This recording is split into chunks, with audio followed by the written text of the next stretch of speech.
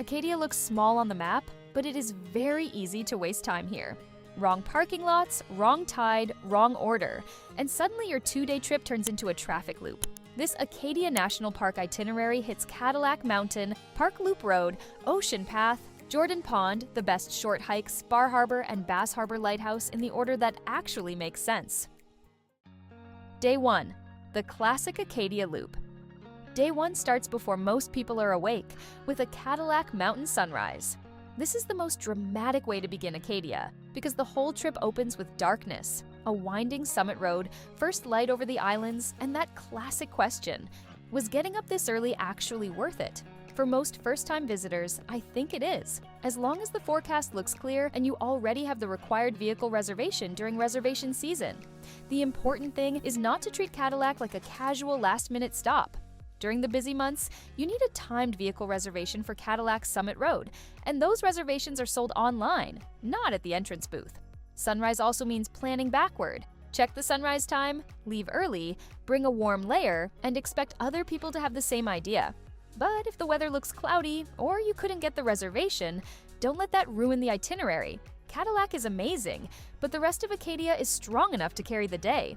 You can shift the summit to sunset, or simply start with Sand Beach and Ocean Path instead. After sunrise, don't rush straight into another hike.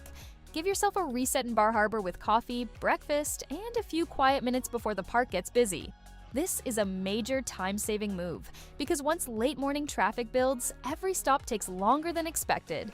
Start early, eat early, and then head back toward the main loop while everyone else is still figuring out parking. Your first real park stop is Sand Beach. It's not a long stop, but it sets the tone for the whole day. You get that classic Acadia mix right away. Cold Atlantic water, rounded granite, pine-covered cliffs, and one of the only sandy beaches inside the park.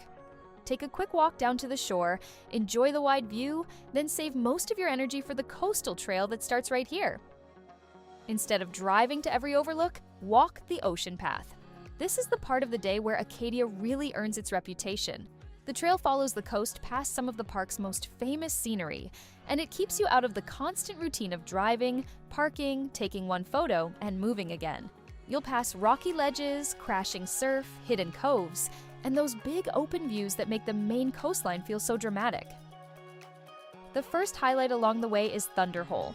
This place can be amazing, but timing matters. The best chance for the loud boom is usually close to high tide, when waves push air and water into the narrow rock chamber. If the ocean is calm, it may feel underwhelming. That's why I wouldn't build the entire day around it. Stop, listen, enjoy the view, and keep moving if the conditions aren't right.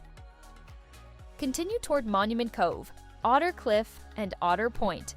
This may be the most rewarding stretch of the entire itinerary, because the scenery keeps changing without requiring a new parking plan. Otter Cliff gives you that tall wall of granite rising above the water, while Otter Point opens up into a broader coastal view. Every few minutes, the landscape reveals something different, making this one of the most rewarding walks in the entire park. By late morning, head toward Jordan Pond. This is where the day shifts from rugged coastline to clear water and mountain views. Jordan Pond House is famous for popovers, but don't let a long wait wreck the schedule. Put your name in if the timing works, or keep lunch simple and focus on the scenery. The real reason this stop belongs in the itinerary is the view across the pond toward the bubbles.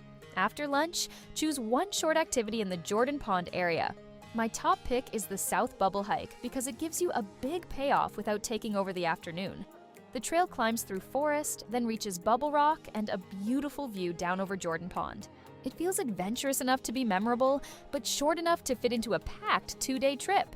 For an easier option, walk part of the Jordan Pond path instead. Before leaving this area, add a quick sample of the Carriage roads.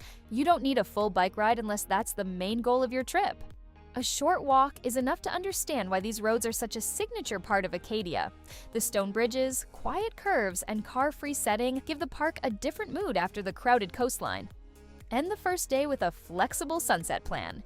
If you skipped Cadillac Mountain at sunrise, sunset from the summit can be a strong finish.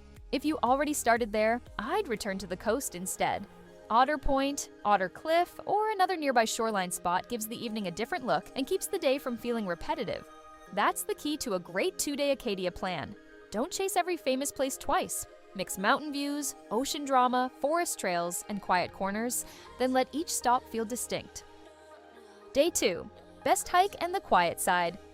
Start the second day near Sand Beach again, but this time, make the morning about one great hike. If you're comfortable with heights, the Beehive Trail is the more exciting choice. It's short, steep, and famous for iron rungs, exposed ledges, and a fast climb to big views over Sand Beach and the coast. This is not the hike for small kids, nervous hikers, wet weather, or anyone who hates exposure, but for the right person, it may become the highlight of the trip.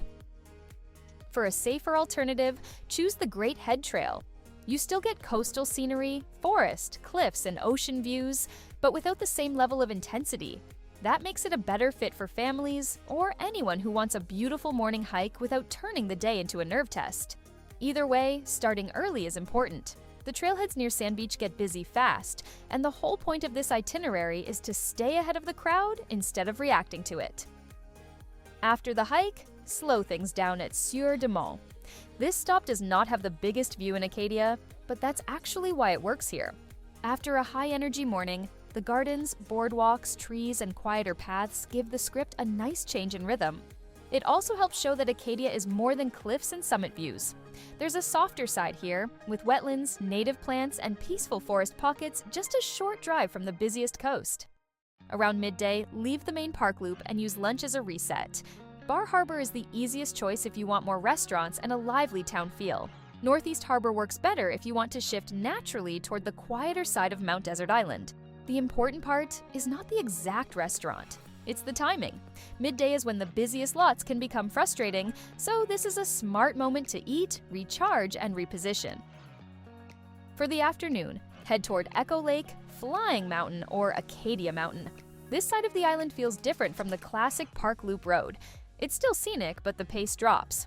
Echo Lake is the simplest stop, with calm water, mountain views, and a relaxed shoreline. Flying Mountain is a short hike with views over some sound. Acadia Mountain takes more effort, but rewards you with a strong west side overlook. Pick one based on your energy level. This is also where the trip starts to feel less crowded and more balanced.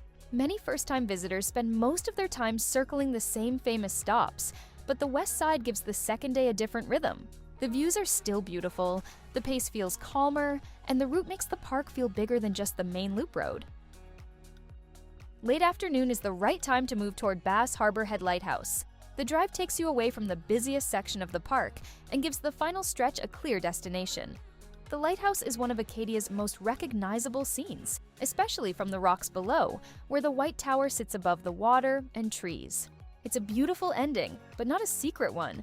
Parking can be limited, and sunset often brings a crowd, so arrive earlier than you think you need to. If the lower viewpoint is packed, don't force the exact same shot everyone else wants. Walk carefully, look for a safe angle, and treat the stop as the final quiet moment of the trip rather than a checklist photo. You've already covered sunrise, cliffs, ponds, hikes, carriage roads, and the quieter side of the island. Bass Harbor simply gives the trip a clean final moment. After that, finish with dinner in Southwest Harbor or return to Bar Harbor if that's where you're staying. Southwest Harbor keeps the night calmer and saves driving time if you ended near the lighthouse. Bar Harbor gives you more energy, more options, and a classic final night atmosphere. Either choice works. The bigger lesson is that 2 days in Acadia are enough if the route is planned well. Don't try to cover every trail or every overlook. Build the trip around a few powerful anchors, keep the driving logical, and give each part of the park its own moment. This second day also gives you a stronger ending than another loop around the same crowded road. It starts with action, moves into calmer scenery, then finishes with a lighthouse sunset, which gives the trip a natural final chapter. This is our best 2-day Acadia itinerary, but there's still much more to see beyond this route. For more hikes, scenic stops, hidden corners, and planning tips, watch our full Acadia National Park guide next, featuring 20 things to do and 5 tips to know before you go. And don't forget to subscribe for more national park and travel guides.